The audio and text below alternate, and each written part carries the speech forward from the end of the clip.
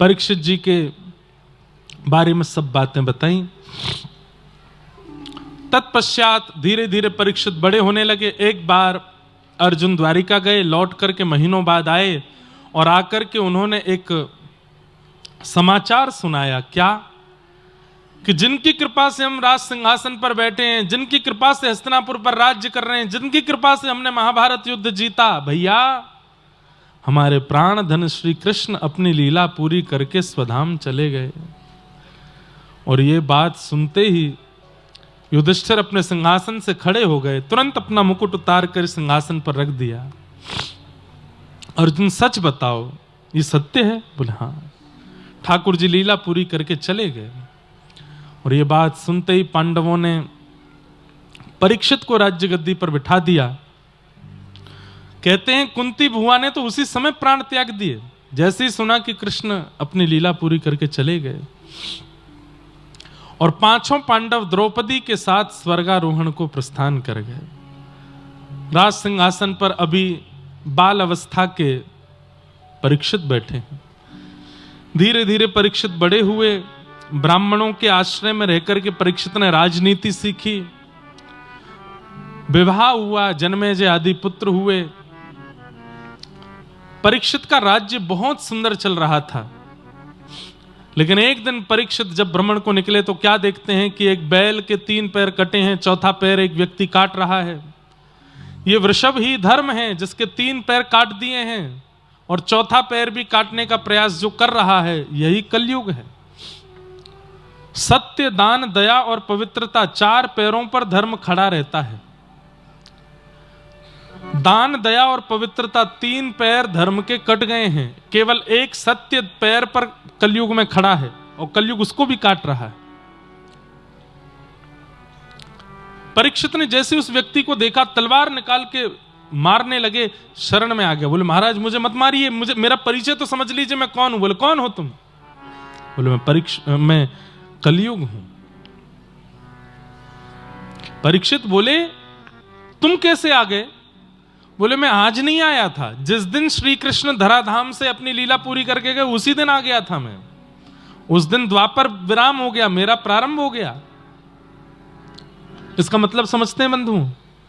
जब तक धर्माचरण पृथ्वी पर है तब तक अभी भी घोर कलयुग नहीं आएगा। जिस दिन कथाएं होनी बंद हो जाएंगी, जिस दिन तिलक लगने बंद हो जाएंगे, जिस दिन शिखा रखनी बंद हो जाएगी, जिस दिन गौशालाएं से गाय चली जाएंगी, जिस दिन वैदिक मंत्र बोलने वाले, नाम जप करने वाले जब तक पृथ्वी पर हैं तब तक कलयुग है, पर घनघोर कलयुग तब भी नहीं आएगा। लेकिन जिस दिन पृथ्वी पर एक व्यक्ति भी भगवत भाव वाला नहीं बचेगा उसी दिन घोर कलयुग आ जाएगा। जिस दिन कथाएं होनी बंद हो जाएंगी, गौ सेवा विराम ले लेगी, माथे से तिलक और शिखा उड़ जाएगी, उसी दिन घनघोर कलयुग आएगा। ठाकुर जी के चरण जब तक पृथ्वी पर थे तब तक कलयुग नहीं आया। ठाकुर जी के उठते ही कलयुग का प्रवेश हो गया। कलयुग ने कहा मैं तो आ गया, अब नहीं जाऊंगा। परीक्षित बोले तुम्हें जाना पड़ेगा, मैं अपने बल से तुम्हें यहां से निकाल दूंगा। बोले कि महाराज ब्रह्मा का नियम है, ब्रह्मा ने सब नियम से बनाया है। सतयुग के बाद त्रेता, त्रेता के बाद द्वापर, अब मेरी बारी है। मुझे कैसे, ब्रह्मा की कृति से आप विपरीत नहीं जा सकते। हां एक काम हो सकता है। बोले क्या? कुछ स्थान नियुक्त कर दीजिए, मैं वहीं रहूंगा। यह मेरा वचन है कि उन स्थानों को छोड़ के मैं कहीं नहीं जाऊंगा। तब परीक्षित ने 4 स्थान प्रदान किए। द्यूतम पानम स्त्रियः सूना, ये 4 स्थान प्रदान किए। द्यूतम यानी जुआ, पानम यानी मदिरा पान, भक्ष भक्ष सेवन, पर स्त्री पर पुरुष संग और हिंसा। इन 4 स्थानों में कलयुग निवास करता है। पुनश्च याचमानाय जात रूप मदात प्रभु, पुनः याचना की कलयुग ने कि एक स्थान और दीजिए। तब अनीति से कमाया गया धन, ये 4था स्थान, 5वां स्थान दिया। मतलब ये 5 जगह पे कलयुग रहता है। जुए में रहता है, भक्ष भक्ष सेवन में रहता है, मदिरा पान में रहता है, पर स्त्री और पर पुरुष के संग में रहता है, कलेश लड़ाई झगड़ा मारकाट में रहता है और बिना मेहनत से कमाए गए धन में रहता है। ये 5 स्थान हैं कलयुग के। और हमें सबसे ज्यादा लगता है 5वां वाला, बिना मेहनत से कमाया गया धन, इसमें हम ज्यादा प्रवृत्त हैं, इसलिए कलयुग का हमारे जीवन पर, बुद्धि पर आक्रमण होता रहता है। लेकिन हम लोग कथा सुनने वाले लोग हैं, हमको लगता है कि जुआ वुआ कम खेलते होंगे लोग, मदिरा पान भक्ष भक्ष कम होता होगा। नहीं, तादाद इतनी ज्यादा है जुआ खेलने वालों की कि हम भक्तों की संख्या कम पड़ेगी उनके आगे। मदिरा पान, अरे कोरोना में सब बंद हो गया, पर यही बंद नहीं हुए। क्यों? इकोनॉमी इनसे चल रही है देश के। मदिरा पान भक्ष भक्ष सेवन, हमें लगता है, हम क्योंकि भक्त लोग हैं ना, हमें लगता है कि भाई मांस मदिरा लोग कम ही खाते पीते होंगे ना। स्टॉक के स्टॉक खत्म हो जाते हैं एक एक दिन में, ट्रक के ट्रक खत्म हो जाते हैं एक एक दिन में, एक एक। अच्छा एक चीज और देखो, नगर में आप घूम के देखोगे मिठाई की दुकान ज्यादा है, जलेबी पकौड़ी कचौड़ी की दुकान ज्यादा हैं, मदिरा पान मांस की दुकान 2-4 ही होंगी, लेकिन फिर भी हलवाई से ज्यादा पैसे वाले वो हैं जो मदिरा बेचते हैं। 1-2 दुकानों में ही उनका इतनी कमाई हो जाती है कि महाराज एकड़ों जमीन खरीद रखी है उन्होंने। कैसे? कलयुग का प्रभाव है। हमें आपको लगता है कि ये सब नहीं होता होगा संसार में, पर स्त्री गमन, पर पुरुष गमन सब चल रहा है। कलिकाल से यदि बचना है, कलिकाल में आप जन्मे हो, इससे बच नहीं सकते, पर इन 5 स्थानों का अगर आपने परहेज किया, द्यूतम पानम स्त्रीह सूना और जात रूप मदात प्रभो, तो हो सकता है कि कली आपकी मुक्ति में बाधा ना बने। 5 स्थान दे दिए, राजा परीक्षित लौट करके आए, एक मुकुट सिर पर धारण किया, कलयुग ने प्रवेश कर लिया दिमाग में, क्योंकि अनीति से कमाया गया मुकुट था। वैसे ये प्रसंग स्पष्ट रूप से भागवत में ऐसे नहीं है कि मुकुट पहनने से कली का प्रवेश हुआ, लेकिन क्योंकि प्रचलित बात है इसलिए कहते हैं कि जैसे मुकुट धारण किया तो कली ने प्रवेश कर दिया। और राजा परीक्षित आखेट को वन में गए, जाकर के वहां पर शमीक ऋषि के आश्रम पर जल याचना करने लगे, लेकिन ऋषि तप में बैठे थे तो जल नहीं पिलाया। इस अपमान के कारण मरा हुआ सर्प गले में डाल दिया। मैं जल की याचना कर रहा हूं और ये अपने ध्यान में बैठे हैं, तप में बैठे हैं। मैं कथाओं में कहा करता हूं बंधुओं, कलयुग जीवन में आएगा तो सबसे पहले किस रूप में उसके लक्षण दिखाई देंगे? सब लोग इधर देखिए, ध्यान से सुनिए। कलयुग जीवन में आएगा तो उसका सबसे पहला लक्षण क्या है? नामनिष्ठ, भजननिष्ठ, धामनिष्ठ, वैष्णव भक्त ब्राह्मण, उनके प्रति हंसी आना, उनके प्रति पाखंड की स्थिति बनना। अरे देखो ये तो पाखंडी हैं, भजन भजन कुछ करते नहीं है, हमें दिखाने के लिए कर रहे हैं, ऐसी भावना चित्त में आना, तो समझ जाइए कि अब कलयुग आ गया आपके अंदर। क्यों? भजन, साधन, नाम जप, कथा, क्रिया, ये आपको पाखंड लगता है तो समझो कलयुग आ गया। कली का आगमन इस बात का द्योतक है। शमीक ऋषि के गले में मरा हुआ सर्प डाल करके राजा परीक्षित वहां से चले गए। उनके पुत्र ने यह दृश्य देखा और तुरंत हाथ में जल लेकर के शाप दे दिया। शाप देता हूं राजा परीक्षित ने मेरे पिता का अपमान किया, 7 दिन बाद तक्षक सर्प डसेगा और इसकी मृत्यु हो जाएगी। राजा परीक्षित को शाप दे दिया। यहां परीक्षित लौट करके आए, जैसे ही मुकुट उतार करके धरा, गौरमुख नाम के शिष्य ने आकर के समाचार दिया कि आपको 7 दिन में मरने का शाप लगा है। तुरंत परीक्षित बोले ये तो होना ही था, मुझसे अपराध जो हुआ। अपने पुत्र जन्मेजय को राज्य गद्दी पर बिठा करके बंधुओं एक बात बताइए, कलयुग में मानव का सबसे बढ़िया गुण कौन सा है बताओ? कलिकाल में मानव का सबसे श्रेष्ठ गुण क्या है? अपने अवगुण को स्वीकार करना, यह मानव का सबसे बढ़िया गुण है। और सबसे बढ़िया दुर्गुण क्या है? अपने अवगुणों को छुपाए रखना, उसको कभी स्वीकार ना करना। अवगुण करते भी रहना और कोई कह दे, टोक दे, अरे तुम ऐसा करते हो ना, उसको अस्वीकार करना, यह सबसे बड़ा दुर्गुण है उसका। व्यक्ति को पाप मार्ग पर अग्रसित कर देंगे अगर वो दुर्गुणों को छुपाए रखेगा, स्वीकार नहीं करेगा, अपने अंदर रहने देगा। लेकिन व्यक्ति उसी समय सद्मार्गी हो जाएगा जब वह अपने अवगुणों को स्वीकार कर देता। हां, मेरे अंदर ये अवगुण है, मैं ऐसा हूं और मुझे इसे ठीक करना है।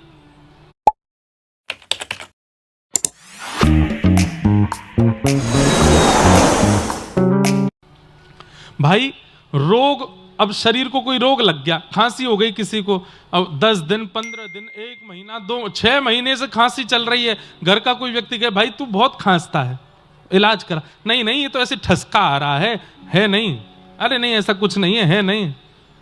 साल 1.5 साल बाद जब चेकअप कराया जाता है तो पता चलता है कि गंभीर रोग है भीतर।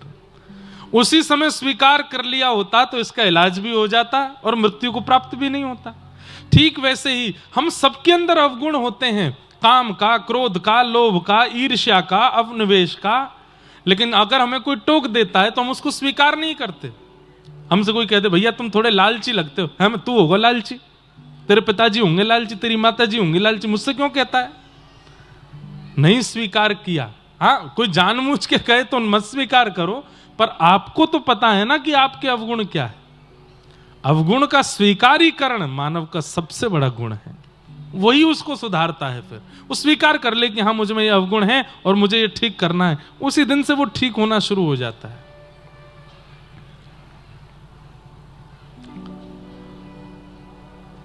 राजा परीक्षित ने स्वीकार किया कि मैंने अपराध किया है। अपने पुत्र जन्मेजय को राज्य गद्दी पर बिठा के चले गए और वन में जाकर के संतों से कहा, जिसके जीवन के केवल 7 दिन बचे हैं उसको अपनी मुक्ति के लिए क्या करना चाहिए, कृपा कर मुझे बताओ। सब संत अलग अलग बातें करने लगे। तभी वहां पर श्री सुखदेव जी का आगमन हुआ। तत्रा भवद भगवान व्यासपुत्रो यदिच्छया गामटमानो नपेक्षः अलक्षलिंगो निजलाभतुष्टो व्रतस्य वालैरवधूतभेषः।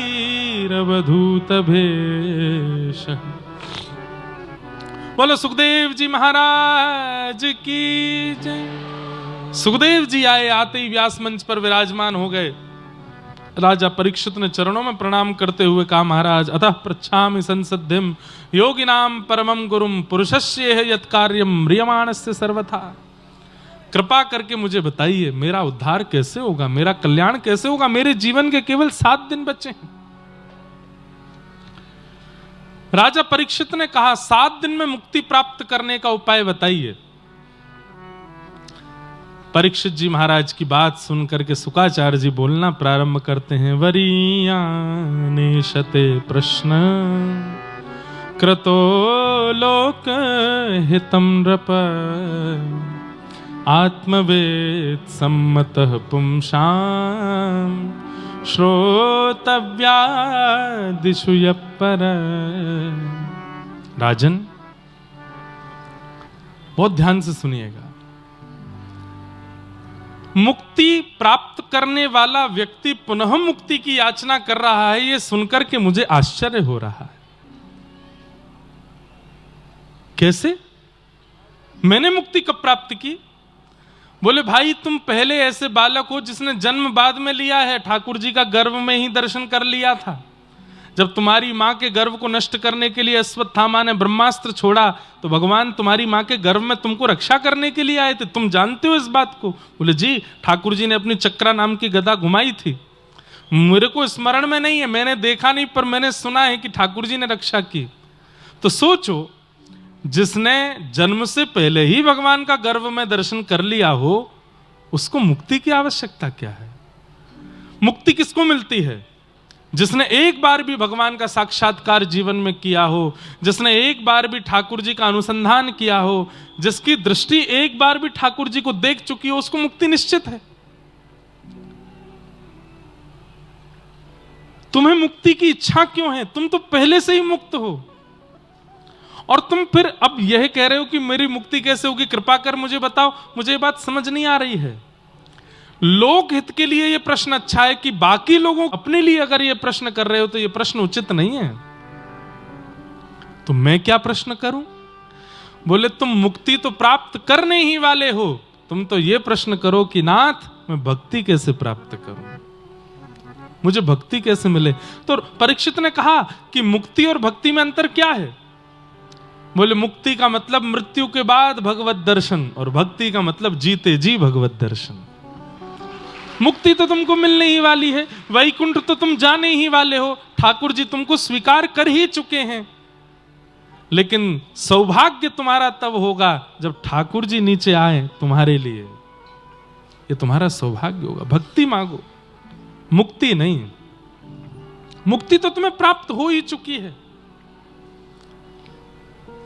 बंधुओं, हम सबकी भी यही धारणा हो, मुक्ति तो हमारे जीवन में निश्चित है ही मिलेगी, क्योंकि हम कथा सुनते हैं, ठाकुर जी का भजन करते हैं, राम नाम जपते हैं, मिले नहीं मिले लेकिन हमें विश्वास है मिले ही जाएगी। लेकिन उससे पहले भक्ति की इच्छा हो कि नहीं, मुक्ति तक प्रतीक्षा थोड़ी करूंगा मैं अपने अंतिम श्वास तक प्रतीक्षा थोड़ी करूंगा। मुझे तो अभी मिलना है। श्याम सुंदर मेरे सामने आओ, मुझे दर्शन दो, मुझे मिलना है। तो भक्ति का मतलब क्या है? जीवित अवस्था में भगवत अनुभव, ये भक्ति है। हमारे जितने आचार्य चरण हुए, इन्होंने मुक्ति की, मृत्यु की प्रतीक्षा नहीं की है ठाकुर जी के दर्शन के लिए। सबने जीवित अवस्था में अनुभव किया है ठाकुर जी का। और हर दिन हमारा समय घटता जा रहा है, हर क्षण हमारा समय घटता जा रहा है।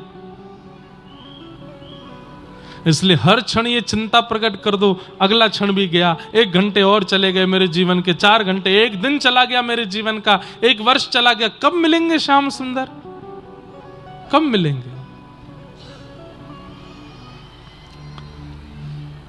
ये प्रतीक्षा कि आप कब मिलोगे, यही प्रतीक्षा भक्ति को जन्म देती है, और फिर भक्ति भगवान को अवतार लेने पर मजबूर करती है।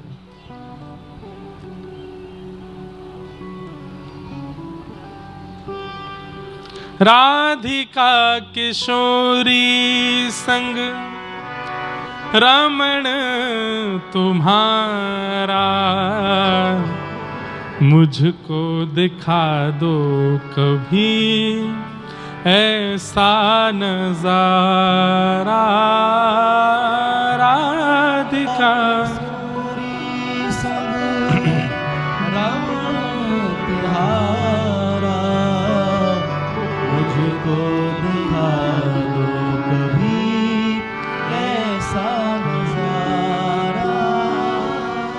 फिर चाहे मैं मर जाऊं, फिर चाहे मैं मर जाऊं, बसा कर नैनन में, छिपा कर नैनन में, बसा कर।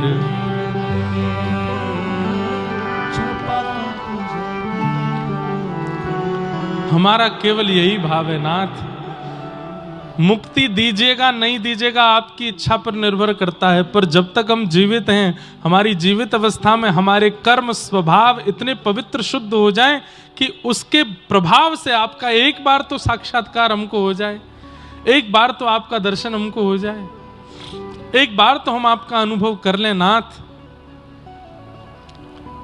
तो मुक्ति की नहीं भक्ति की कामना करो। तुरंत परीक्षित जी ने चरणों में प्रणाम करते हुए कहा, नाथ अब मुझे मुक्ति की इच्छा नहीं है, कृपा करके अब बताइए कि मुझे भक्ति कैसे प्राप्त हो, और मेरे जीवन के 7 दिन बचे हैं, वो 7वां दिन आवे उससे पहले पहले मुझे भगवत अनुभव कैसे होगा, कृपा कर अब ये मुझे बताओ। तब परीक्षित जी बोले, तब सुखदेव जी बोले, अब तुमने सही प्रश्न किया, अब मैं तुम्हें कथा सुनाता हूं। और यहां से श्री सुखदेव जी महाराज सुनाना प्रारंभ करते हैं। सृष्टि का प्रसंग सुनाया। सृष्टि प्रसंग श्रीमद् भागवत के चतुश्लोकी स्वरूप का वर्णन करते हुए उद्धव विदुर संवाद। अब हम प्रसंगों का स्पर्श और थोड़ा उनका भाव कहते हुए चलेंगे। उद्धव विदुर संवाद सुनाया, फिर विदुर मैत्रेय संवाद सुनाया। विदुर जी महाराज मैत्रेय मुनि से जाकर के प्रश्न करते हैं, महाराज सुखाय कर्माणि करोति लोको नते सुखम वान्यदुपारमं वा विन्देत भूयस्तद एव दुःखम यदत्र युक्तं भगवान वदेन्नः। बहुत सुंदर प्रश्न है, अगर आप लोग ध्यान से सुनो तो। इस संसार में हर व्यक्ति सुख के लिए भाग रहा है, हर व्यक्ति सुख के लिए कर्म कर रहा है। चाहे वो 200 रुपए की मजदूरी करने वाला व्यक्ति हो, चाहे 200 करोड़ का टर्नओवर करने वाला व्यक्ति हो, हर व्यक्ति की चाह यदि पूछी जाए तो एक ही है, बोले क्या? सुख मिले। चाहे 2 कमरों के फ्लैट में रहने वाला व्यक्ति हो, चाहे 200 कमरों के महल में रहने वाला व्यक्ति हो, दोनों की इच्छा एक ही है, क्या? सुख मिले। रूखी रोटी खाने वाला व्यक्ति हो या 56 भोग खाने वाला व्यक्ति हो, सबकी इच्छा एक ही है, सुख मिले। लेकिन ना तो 2 रोटी सूखी खाने वाले को सुख मिल रहा है, ना 56 भोग खाने वाले को मिल रहा है। ना 2 कमरे के फ्लैट में रहने वाले को सुख मिल रहा है, ना 200 कमरे के महल में रहने वाले को सुख मिल रहा है। तो फिर व्यक्ति कर्म कर ही क्यों रहा है जब सुख ही नहीं मिलता? तो सुखाय कर्माणि करोति लोको नते सुखम वान्यदुपारमं वा विन्देत भूयस्तद एव दुःखम यदत्र युक्तं भगवान वदेन्नः। मैत्रेय मुनि से प्रश्न कर रहे हैं विदुर जी महाराज।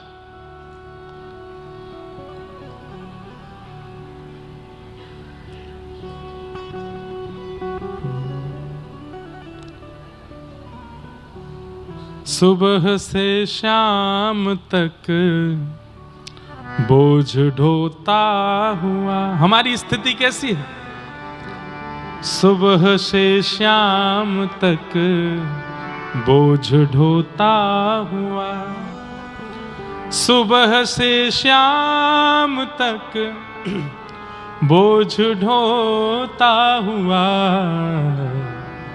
चैन खोता हुआ, बार बार आदमी हर तरफ है जगह, बेशुमार आदमी फिर भी तन्हाइयों का शिकार आदमी, हर तरफ हर जगह बेशुमार आदमी, हर तरफ हर जगह। सब दुखी हैं संसार में,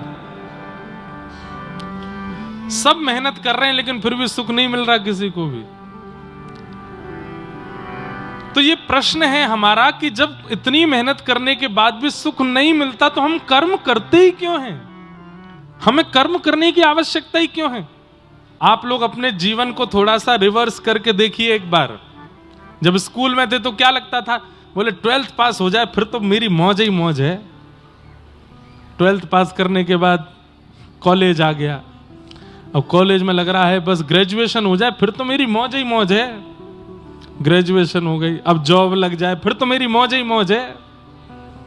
जॉब लग गई, अब मेरी सैलरी तो बढ़े तब तो मौज आवे। सैलरी भी बढ़ने लगी, अब इस सैलरी को इकट्ठा करके घर खरीदना है फिर तो मेरी मौज है। घर खरीद लिया, एक सुंदर सी कन्या से ब्याह हो जाए फिर तो मेरी मौज है। ब्याह भी हो गया, ज्वालामुखी आई घर में। ब्याह के प्रथम वर्ष पत्नी चंद्रमुखी, दूसरे वर्ष सूर्यमुखी, और फिर जीवन भर ज्वालामुखी। और पतिदेव हो जाते हैं अंतर्मुखी। तो बस एक पुत्र हो जाए घर में फिर तो मौज है। पुत्र हो गया, एक पुत्री हो जाए मौज, इनके ब्याह हो जाए फिर मौज है। मौज करते करते करते सोचते सोचते एक दिन बेचारे खुद ही राम नाम सत्य है, गोविंद नाम सत्य है, गोपाल नाम सत्य है, मौज नहीं आई जीवन में। व्यक्ति ने हर दिन सोचा था कि इसके बाद मेरी जीवन में खुशी आएगी, आनंद आएगा, सुख आएगा, पर नहीं आता। वो जैसे ही उस स्थिति में पहुंच भी जाता है तो वहां जाते ही सामने दिखाई देता है, ओहो एक ही लहर से लड़ा था, सामने तो सुनामी है, नहीं बच पाता कोई भी। तो फिर हम कर्म ही क्यों कर रहे हैं जब दुख ही आना है, तो सुख मिलना नहीं, तो फिर कर्म क्यों कर रहे हैं? इसका उत्तर देते हुए क्या कहते हैं, बोले सेयम भगवतो माया, ये भगवान की माया है। अगर व्यक्ति को एक क्रिया करने पर जो वो चाहता है वैसा सुख मिल गया तो वो पुनः परिश्रम करके और आगे नहीं बढ़ेगा, वहीं रुक जाएगा, वहीं स्थिर हो जाएगा, और वहीं स्थिर हो जाएगा तो संसार कैसे चलेगा? इसलिए ठाकुर जी क्या करते हैं, जैसे अभी गर्मियां शुरू हो जाएंगी कुछ दिनों में, तो फिर लू चलेगी, गर्म लू, लपटें उड़ेंगी, और महाराज वो इतनी गर्म लगती हैं, इतनी पीड़ा देती हैं, लेकिन उस लू भरी हवा में कभी कभी घने बादल आ जाते हैं तो एक ठंडी हवा आती है, और वो भयंकर गर्म हवा में जब ठंडी हवा स्पर्श करती है, आहा कितना अच्छा लग रहा है, लेकिन वो कितनी देर के लिए आती है, थोड़ी देर के लिए। ऐसे ही हमारा जीवन है, जीवन में लू ही चलनी है, लू की ही ब्यार आनी है। बीच बीच में ठाकुर जी ठंडी हवा की थोड़ी सी एक झोंका देकर के हम लोगों को आश्वासन दे देते हैं, बोले नहीं नहीं सुख भी है, करो तो सही, मेहनत आएगा, लेकिन आता नहीं है, आता ही नहीं है। इसका उत्तर वैसे है क्या, सुख आएगा कैसे? एक बात बहुत ध्यान से सुनो सब लोग, यहां देखो, सुख आएगा कैसे? हम लोग क्या सोचते हैं कि बहुत सामग्री इकट्ठा करने से, बहुत कुछ जीवन में लेने से, बहुत उपलब्धियां प्राप्त करने से, बहुत संपर्क बना लेने से शायद जीवन में सुख आता है। नहीं, जितने अकेले हो उतने खुश हो, उतने प्रसन्न हो। मतलब त्यागात शांति अनंतरम, जितना त्याग करोगे, जितना छोड़ते चलोगे, जितना अकेले रहने का प्रयास करोगे, उतने सुखी हो। भैया देखो, माताएं बहनें हाथ में चूड़ियां पहनती हैं, वो एक के बाद दो भी अगर हो जाती हैं ना तो भी बजती हैं, तो भी आवाज आती रहती है, और वहां इतनी सारी पहन ले तो बजती ही रहेंगी। हम लोग ऐसे ही हैं, लेकिन वही चूड़ी अकेली रह जाए, एक कंगन हाथ में रह जाए तो फिर स्वर नहीं आता। इसका मतलब क्या है? व्यक्ति व्यवहार में ऐसा दिखाए कि वो सबका है और सब उसके हैं, लेकिन अंतर्भाव से बिन गोपाल को नहीं अपनो, जासों की रति रही है। ये सब तो केवल व्यवहार है, सब तो केवल आडंबर नाटक है कि भाई तू भी मेरो, तू भी मेरो, तू भी मेरो, पर वास्तव में तो केवल गोपाल जी मेरे हैं और कोई मेरा नहीं। वो व्यक्ति सबसे ज्यादा सुखी है, जिसके संपर्क कम है, जिसका विस्तार कम है, जिसकी उपलब्धियां कम हैं, जो हर चीज में थोड़ा कम ही है, वही सुखी है। जो हर चीज में निपुण है, विस्तार भी खूब है, व्यापार भी खूब है, धन भी खूब है, संपर्क भी खूब है, दिखता है कि वो सुखी है, उससे ज्यादा डिप्रेस्ड व्यक्ति कोई नहीं होता। वो बहुत दुखी होता है, बहुत परेशान होता है। इसलिए बंगाली भाषा में कहते हैं, जोरी तोरो दक्ष ने क्यों माया से, तोबे एकला चलो रे, अकेले चलो, अकेले रहो, मन से अकेले ही रहो। सबको दिखाओ कि हाँ तुम उनके हो, लेकिन किसी को स्वीकार मत करो, तो सबसे ज्यादा सुखी हो। त्यागात शांति अनंतरम, जितना कम सामान रहेगा उतना सफर आसान रहेगा।